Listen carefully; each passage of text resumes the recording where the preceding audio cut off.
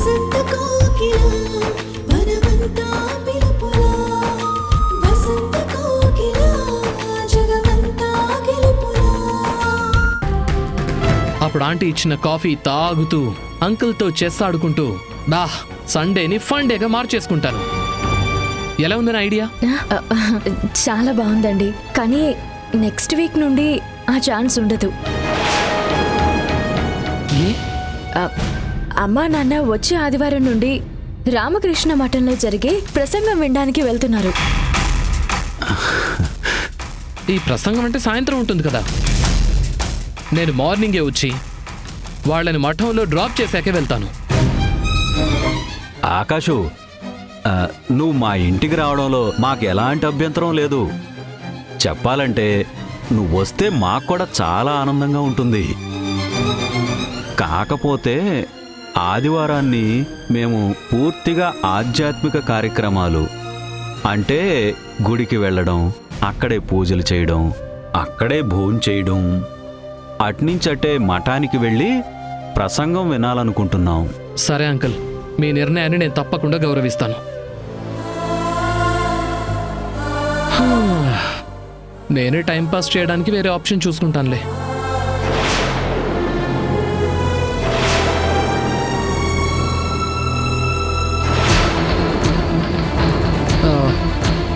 అరే సంధ్య, ఏంటి మనం వెళ్దామా నైట్ వరకు ఇక్కడే ఉందామా? నైట్ వరకునా? వెళ్దాం పదండి. విన్నారా? నేనే కాదు, నా వైఫ్ కూడా నన్ను వదిలి ఉండలేదు.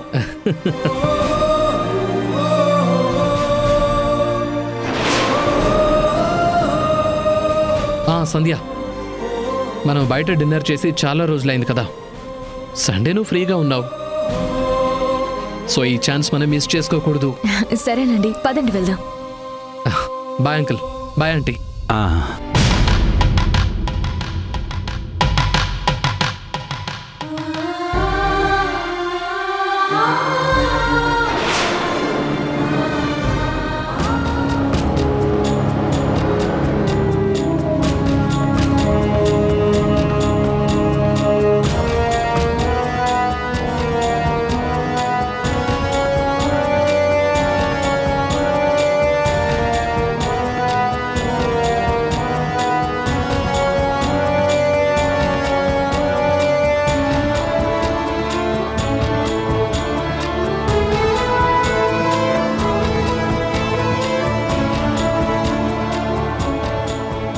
ఏం ఆలోచిస్తున్నావు సంధ్య?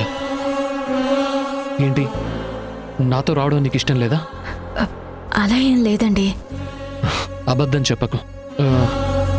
మీ అమ్మా నాన్న నిన్ను కాసేపు ఉంచమని అడిగారు.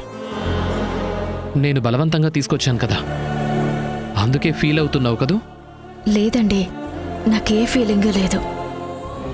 అయినా మీరు అడగడంలో బలవంతం ఏముందండి?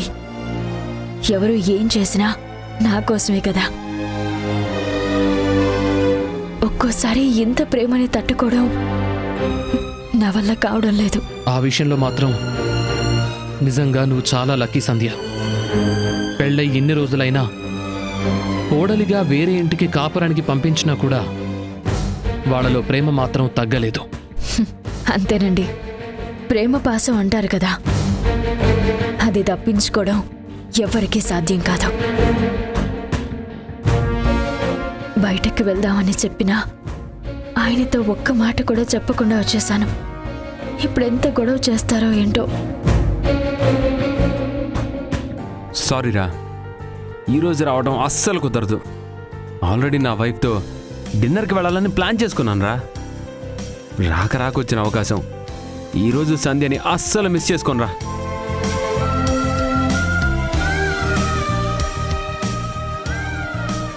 సారీరా, ఖచ్చితంగా ఈరోజు సంధ్యతో వెళ్లాల్సిందే. Bye bye bye bye.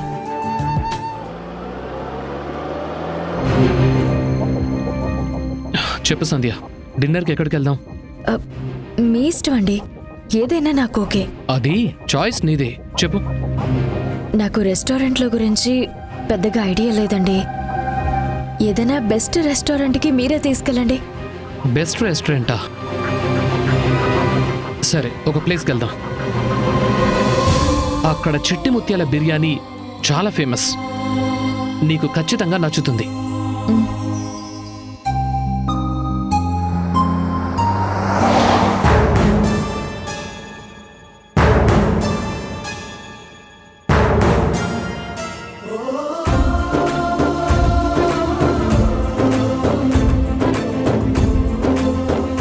సంధ్య, నేను రెడీ.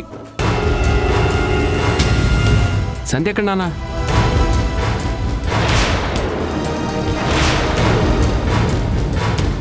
సంధ్య, సంధ్య,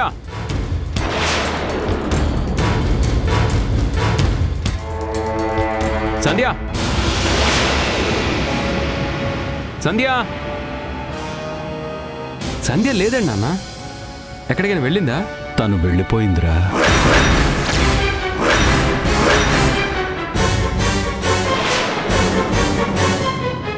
ఏంటి, వెళ్ళిపోయిందా? అంటే ఆఫీసు నుండి ఫోన్ చేసి అర్జెంటుగా రమ్మని చెప్పారంట. తనకి ఇష్టం లేకపోయినా పాపం వెళ్ళక తప్పలేదురా. నేను పైన ఉన్నాను కదా, ఒక్క మాట కూడా చెప్పడం తెలీదా? నేనేమో సంధ్యని బయటికి తీసుకెళ్లాలని రెడీ అయ్యి వచ్చాను. ఫ్రెండ్స్ ఫోన్ చేసినా కూడా ప్రోగ్రామే క్యాన్సిల్ చేసుకున్నాను. అలాంటిది ఇప్పుడు సంధ్య లేదు, వెళ్ళిపోయింది అంటే నాకెలా ఉంటుంది? సడన్ గా ఫోన్ వచ్చేసరికి ఇంత సడన్ అయితే మాత్రం ఒక్క నిమిషం పైకొచ్చి చెప్పి వెళ్ళలేదా? నువ్వు రెస్ట్ తీసుకుంటావని చెప్పావంట కదా సూర్య, అందుకే రాలేదు. రెస్టే తీసుకుంటున్నాను, చెప్పడానికేంటి? చచ్చిపోలేదు కదా.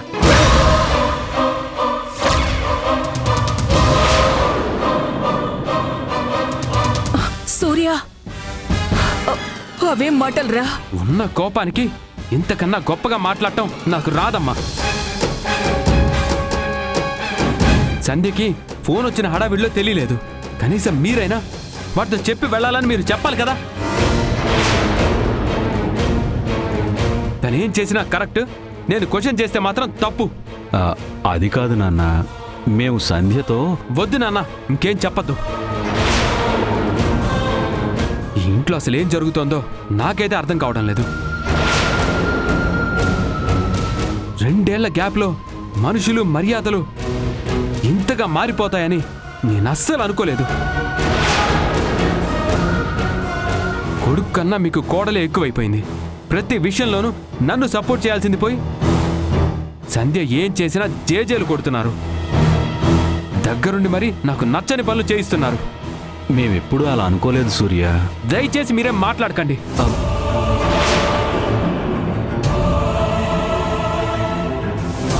మీరు ఒప్పుకున్నా ఒప్పుకోకపోయినా ఒకటి మాత్రం నిజం,